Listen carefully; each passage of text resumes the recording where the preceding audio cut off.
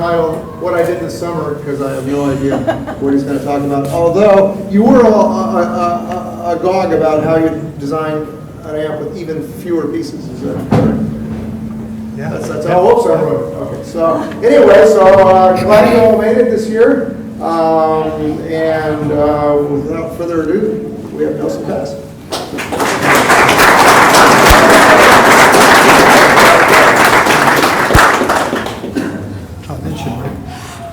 I've lost my voice already, of course. I started out with the idea of what I was going to do this summer, and then things being what they are, it's what I did this week. And but it's pretty special. This I have a couple of things to share. But this is an amplifier that I cobbled together, which I have here, and we're going to take a listen to it afterwards, after Scott's done talking, probably.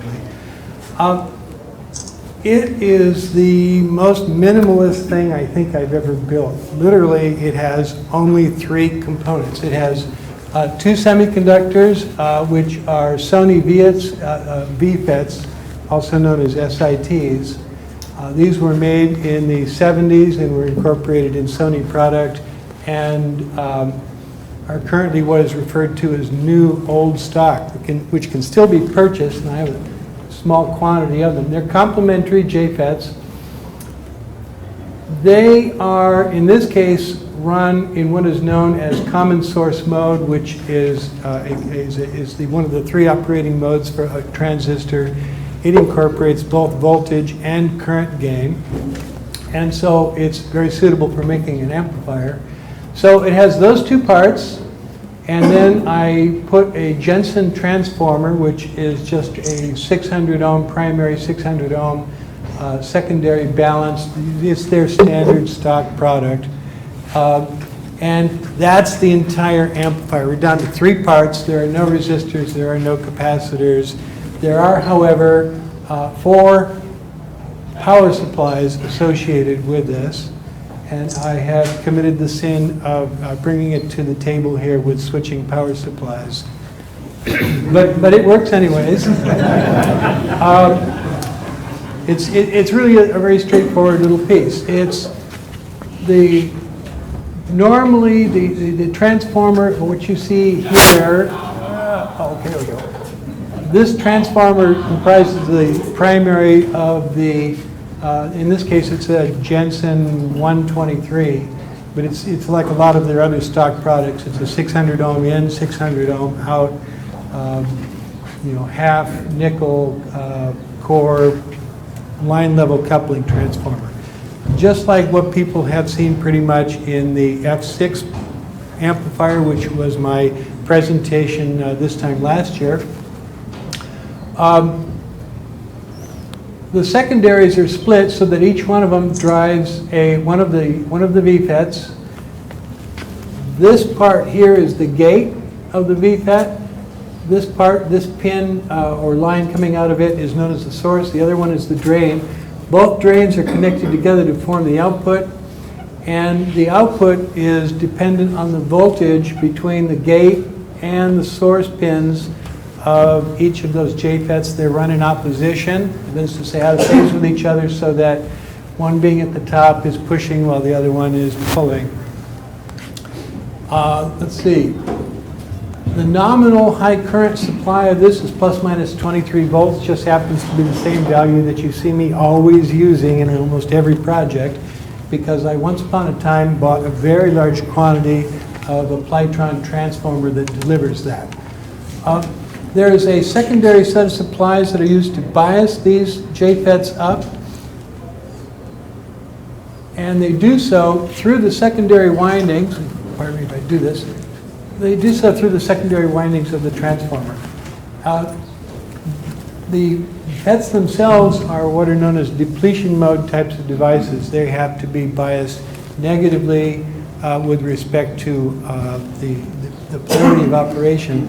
So that, for instance, on the 2SK82, which is an N-channel device, the gate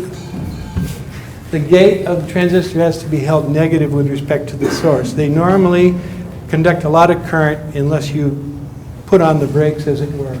This is in contrast to most of the FETs that we deal with, which are known as enhancement mode, where you have to apply, in the case of an N-channel part, you have to bias the gate positively with respect to the source. It is not very convenient sometimes in this case, simply because you have to come up with an extra supply that goes beyond the value of the main rails in order to bias this particular piece up. So here it is. As I say, I've got one down the hall that we'll be able to listen to later, but it consists of just those two VFETs and the power transformer, just those three pieces, and it's got 4 switching power supplies with lots of knobs and gauges on each of them telling me what's going on. The thing about the VFETs, which are, again, are also known as SITs, which is an acronym for static induction transistor, and I don't know, and I've never met anybody who actually knows how it is that they got named that, but they were invented in Japan, and presumably that's some form of translation. But they are a special type of junction FET. They were invented in the 70s, and one of the ministries of trade in Japan wanted to promote and otherwise highlight this Japanese invention, so they encouraged both Sony and Yamaha to produce amplifiers actually using them, and Sony and Yamaha dutifully did just that. You can't get the Yamaha parts at this point for blood or money, but there is a stock of these parts, and there's a guy in Singapore known as Akron Man, and I think it's Tech DIY. I'm going to publish this so that you'll have the actual source, but I confirmed with them that they have very good quantities of these still available, so you guys can actually run out and build this should you so choose. These parts can be had, and they're not too expensive. The thing about the VFETs, though, that is rather special is that, and I highlighted this as my last talk, so I didn't decide that I would bore you with a second go-around of the same thing, but they have a characteristic which is more like a triode than you normally see. And by that, we mean that tubes, when you think about it, basically come in 2 flavors. You got your triode and your pentode. Your triode is a simple 3-terminal device, and when you vary the grid, which is equivalent to the gate on this particular part, versus the cathode, which is equivalent to the source on these solid state parts. If in the case of an N-channel part like the 2SK82, the current goes up if you run the control pin, the gate, or the grid positively. And like the tube, you have to normally run it at a negative voltage just to keep it from conducting too much current to begin with. So it's very much like a tube in that regard, but then all FETs are like a tube in that regard. What's special is the current in your average FET is beyond a certain low-level voltage is pretty much invariant. It's independent of the voltage which occurs across the drain and the source. In other words, I've got 3 pins here. The big power pins are the drain and the source, and that's the control pin. The voltage between the drain and the source, normally on FETs, doesn't have a tremendous amount of effect on the amount of current that's going through it once you get past a certain amount. It has some, but not a lot. In this regard, it's like a pentode tube, in which case you have something which is, you could say it's largely a voltage-controlled current source.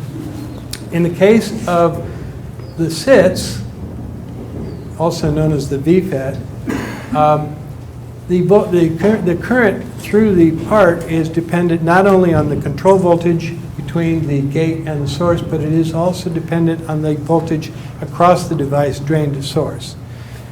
The result being is it acts a little bit more like a variable resistor than a variable current source, and that characteristic is largely the same as what you experience when you see a triode. So what you've got is a part that behaves a lot like a triode. It's the closest analog that you're likely to see in solid state.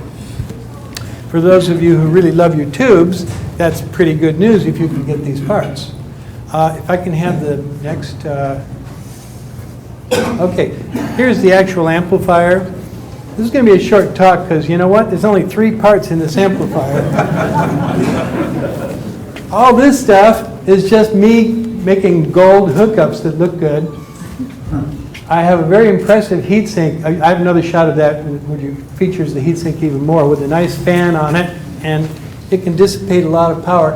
I've had that heatsink for ages and ages. In fact, somebody here today pointed out, I think they gave me the damn thing, you know, like 20 years ago. And I've been using it ever since. Pardon? It used to belong to Stan Marquis. Well, there you go. Now I'm not so sure. Okay, that by the way was Wayne, my business partner. But you can see the two. You can see the 2 JFETs. There's 2 channels here. This on this side is 1 channel, and there's the other. You know, it's 6 parts if you're going to have 2 channels.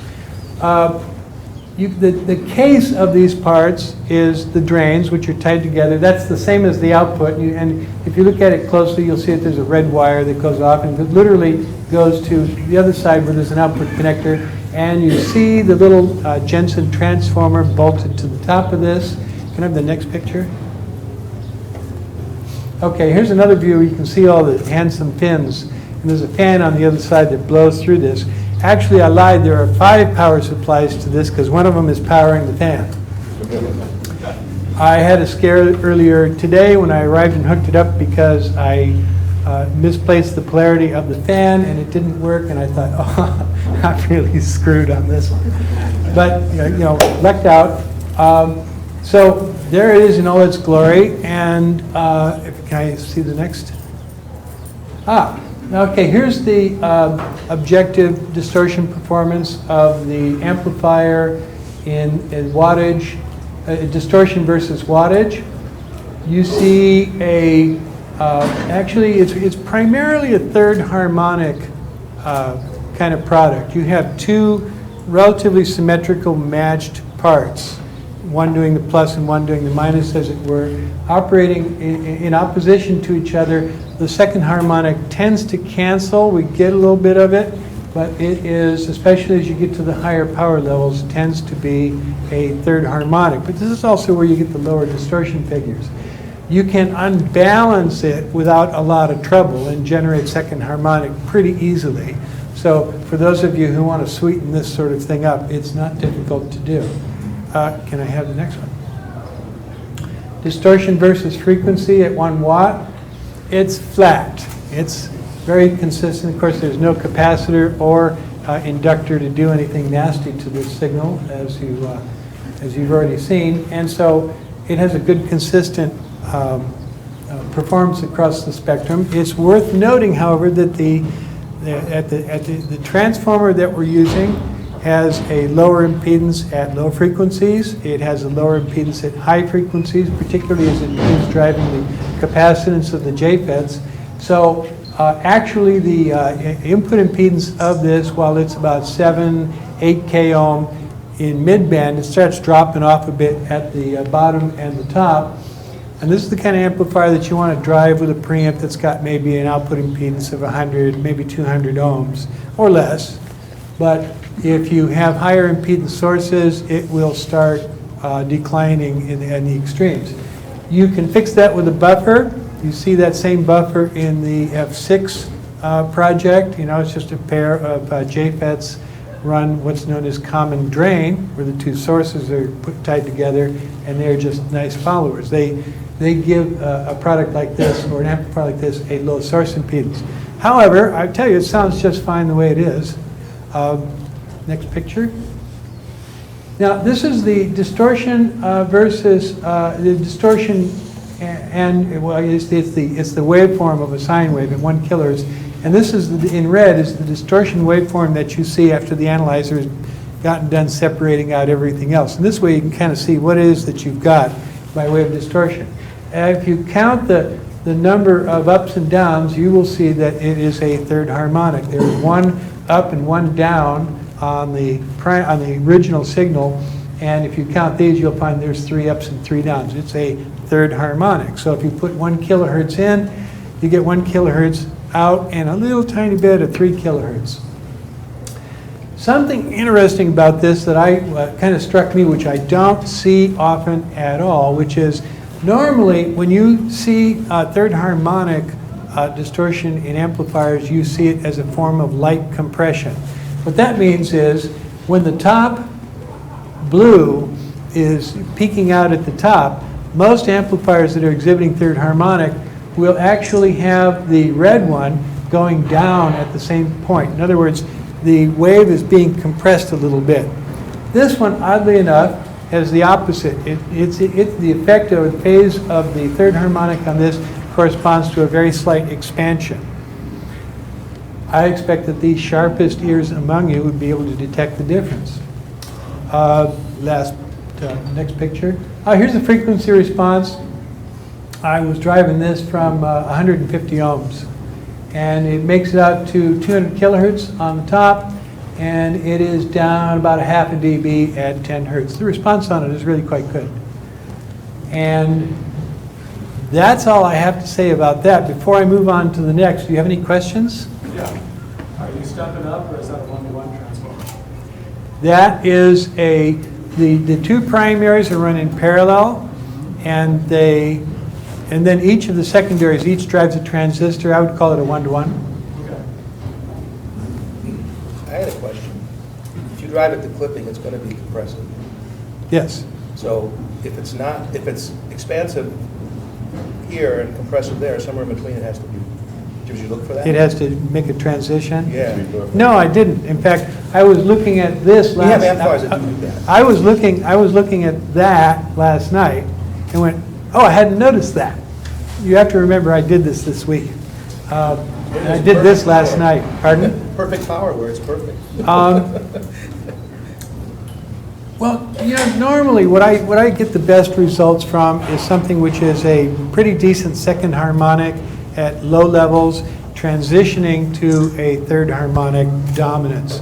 I've said it before, and I repeat it often, which is I think that Hiraga was essentially correct. The best sounding amplifiers in terms of the people who are enjoying some subjective coloration to their product tend to be something which is slightly dominant in second, but also has a third harmonic character.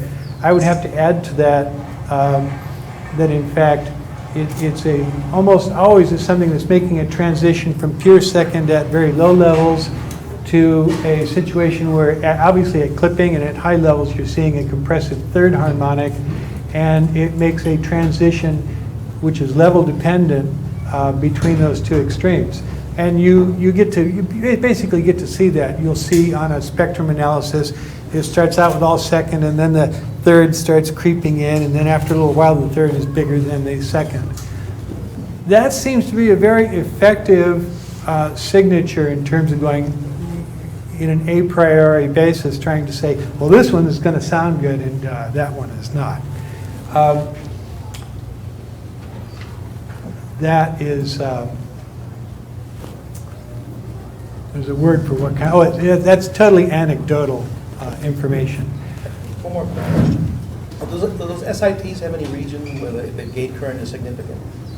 Well, of course, if you bias one of them oppositely enough, they Normal start operation, conducting. yeah. But no, they don't ever get to the mode where you're seeing forward bias on the gate.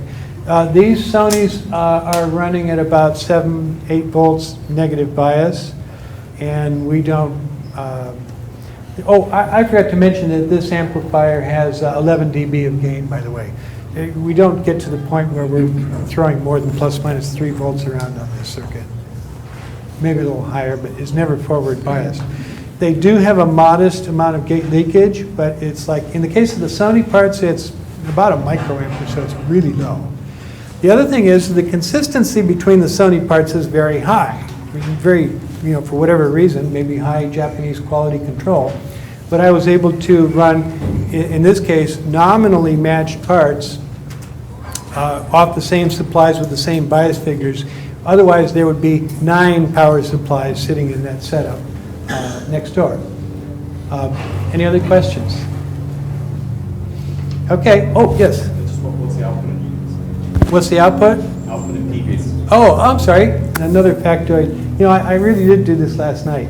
4 ohms.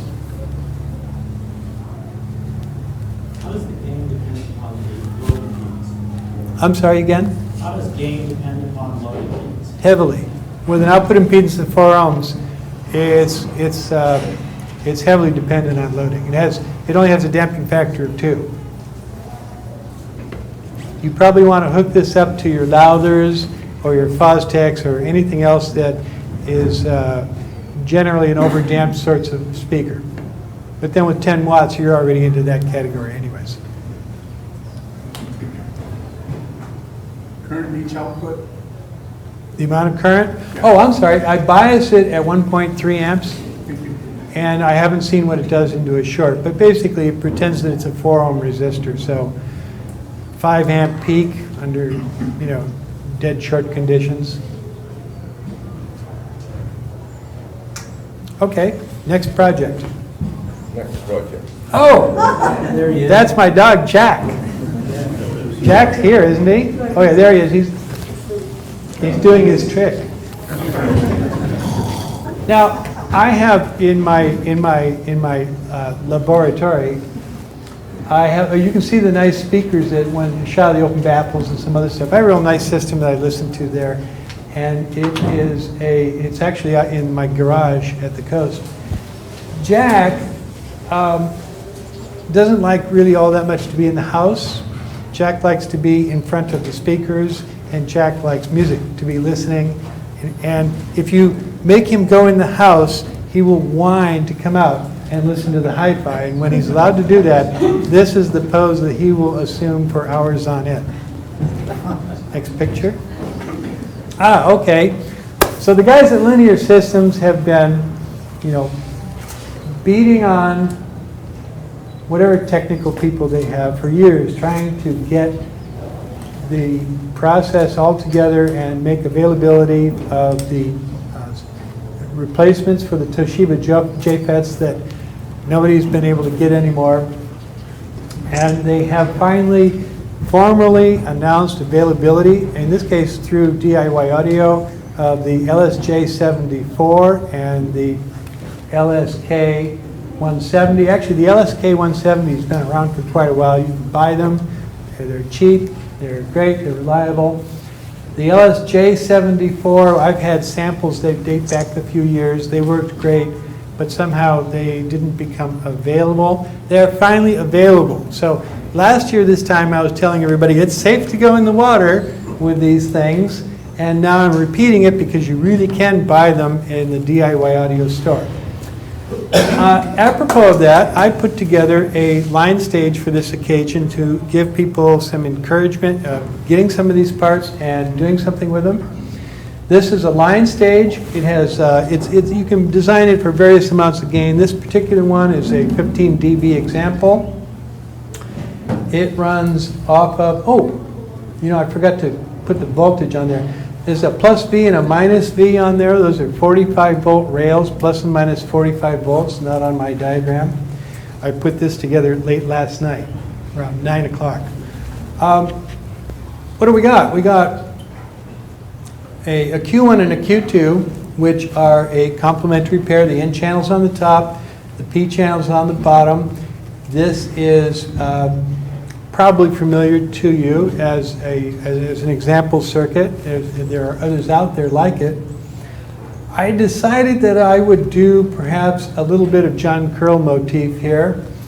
And those two parts, the signal goes into the gate, coming from the input goes into the two gates.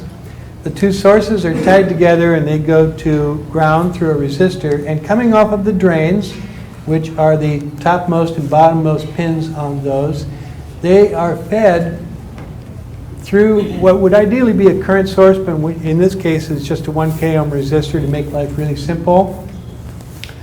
They are fed to the sources. The drain goes to the sources from Q1 to Q3, and the opposite happens on Q2, where the drain of Q2 then drives the source of Q4. And Q3 and Q4's drains are tied together to form the output, which is loaded to ground through R6, which is a 1.5 K resistor. And this is a nice little no feedback and by that we mean no loop. Actually, what I would call technically a single-stage amplifier, because the second round of transistors are actually cascodes. It's what's known as a folded cascode, something that you commonly see in stuff that wants to be real fast and still swing to the rails. Video amplifiers is probably a good example. So what we have is a very easy circuit to put together. You can pop one together. These happen to have been picked. They are the C grade of these parts, and I selected these to a tolerance of 1 mil between in terms of matching, and they were all set for a what's known as an IDSS of 15 milliamps. IDSS is that amount of current that flows through the device when it's got 10 volts across it and when the gate and the source are tied together. Like the VFETs and SITs that I was talking about in the previous project, they are depletion mode. They conduct lots of current unless somebody's actually putting the brakes on by way of biasing them negatively. So in this case, Q1 and Q2 run at 15 mils. Q3 and Q4 also run at 15 mils. And they are set up so that 30 mils goes through R4 and R5 through those 1K resistors. And you can pretty quickly see, and then Q3 and 4 need some kind of voltage reference for their gate, so it's provided by Rs 7 through 9. These are all nominal values. If you have different grades of parts, I'm going to suggest that you probably want to select your R4 and 5s to reflect some value which runs them at either IDSS or slightly less. And a certain amount of matching is probably a good idea, although you can in fact make a considerable amount of adjustment if you were to vary the values of R7, 9, 8, and 10 a little bit, but you have to have a distortion analyzer if you really want to play. But you can set this up so that it'll give you more second harmonic than third and so on and so forth, and you can adjust for distortion. I chose to do nothing special with this one. I just set it up like this. And if I can have the next picture. Here's the distortion versus the output voltage for this piece. 003 down at the bottom. It starts, it clips above 10 volts, 0.1% at 10 volts. It's a fairly happy camper as far as Alliance stages go. Most of the time it's going to be, in real life, it's going to be sitting down there below 0.01 in real audio circuits. Next one, please. Distortion versus frequency is nice and flat. This, by the way, you could use this for a front end for a power amp. You put some followers on this and in fact make a power amp with it. I've done such a thing before. And that's why I picked 2.8 volts. That's the 1 watt figure. So this would be, you could probably build an output stage that would more or less match this, and then you have an amplifier with really quite low distortion. Most of the stuff I play with tends to have a little more distortion on the output stage than this. So it makes a fine front end. You can use it in reference to the burning amp output stages that you have seen from previous projects. Distortion waveform, second harmonic. Not much else to say about that. There it is. You can tweak that to lower figures. This is what I got just coming right out of the gate without any adjustment at all. And I don't know what I have next here. Oh, here's the response. There is some capacitances involved in this thing. They show up at the top end where it is, what are we? We're about 3 dB down at 100K, maybe 4. Yeah, about 4 dB down at 100K. You can, if you, can we go back to the schematic? That would be going back about 3. Well, No. there we are. Back to the dog, yeah. You can vary R3 and R6 to do different gain functions. And when I first played with it, I had 20 dB, and I went, I don't need that much gain. So I took R3 up to 221 ohms. Fairly arbitrary decision on my part. If you want to have lower gain and you want a lower output impedance, you can trade these things off. R6 can go down to a lower value. Your input resistor is totally arbitrary. I had 1.5K resistors sitting on the bench in front of me. That's how those got chosen. So it gives you a sense that there's a lot of range for you to play. If you adjust one thing, you probably might end up having to adjust another, but the values here are far from being cast in stone. The idea, more or less, is to simply run these FETs at something just a little less than their IDSS. They work fine.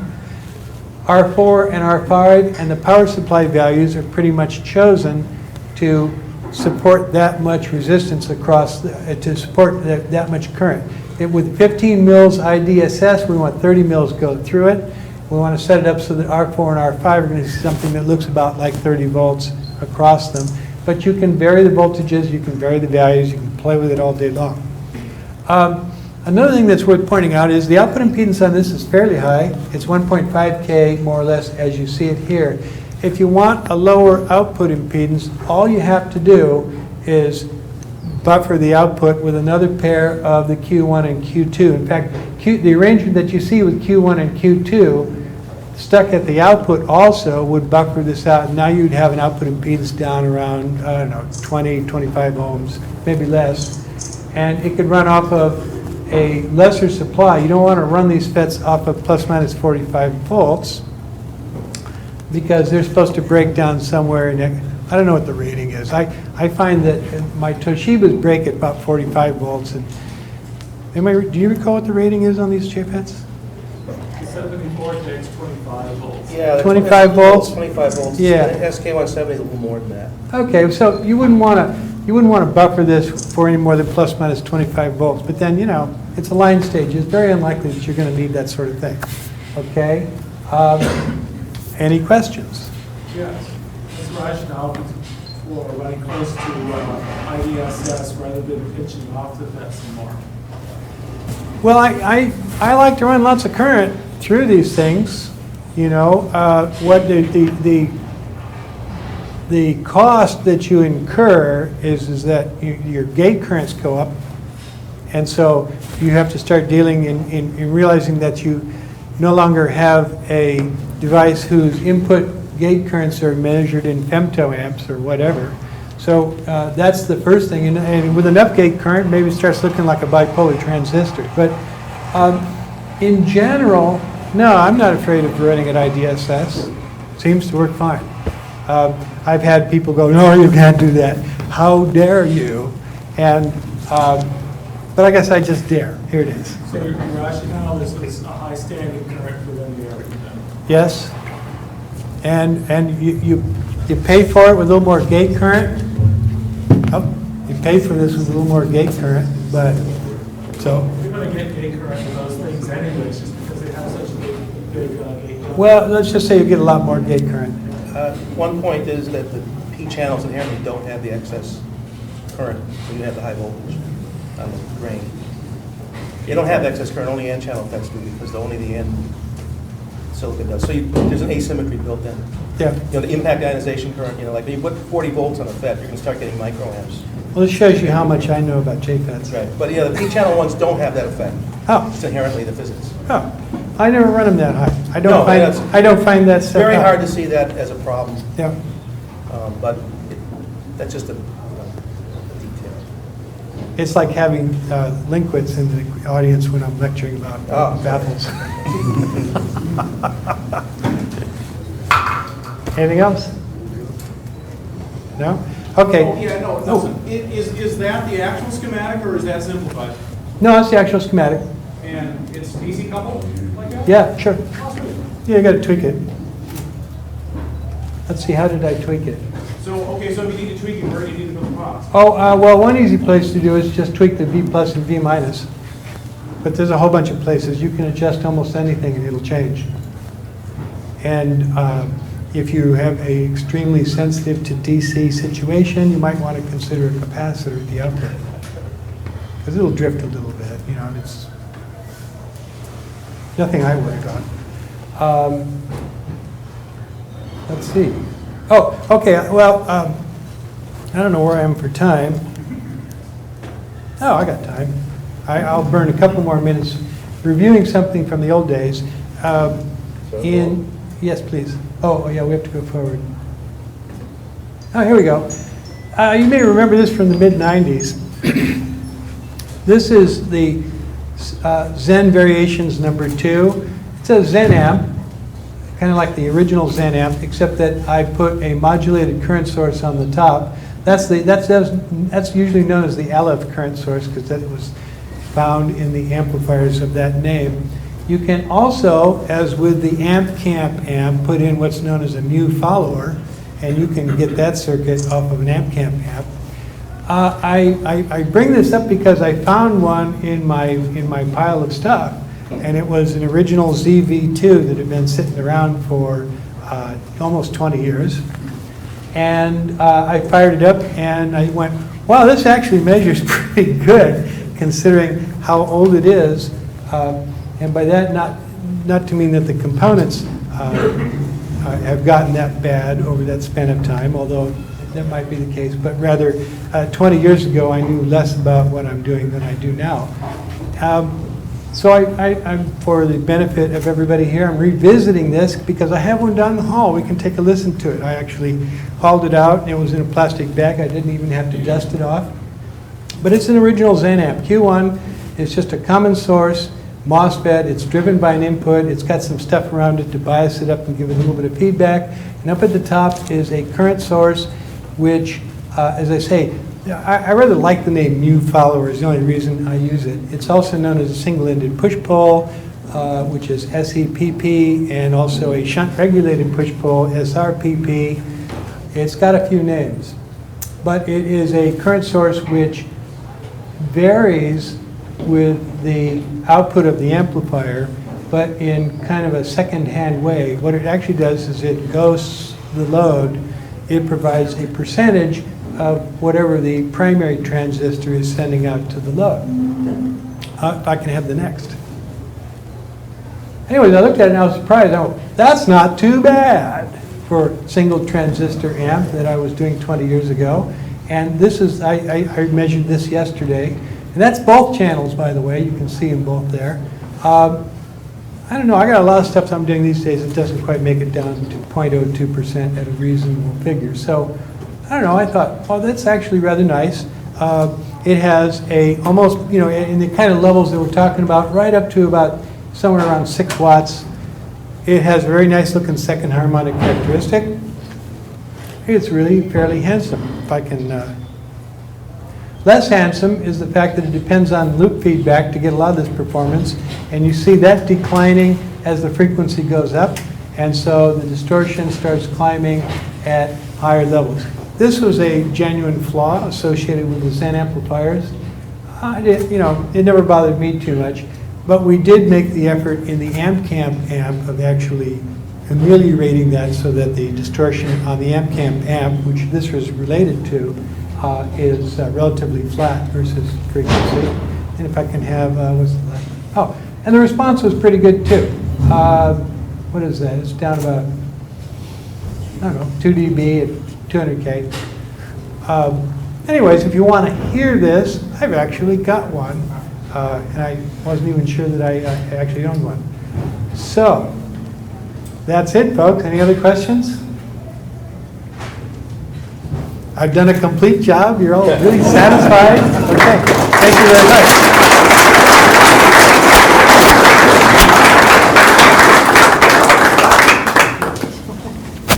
It was simple enough that I could grasp it. This is where they come and undress Wow, me. great. So we're going to have Scott Worcer in a minute.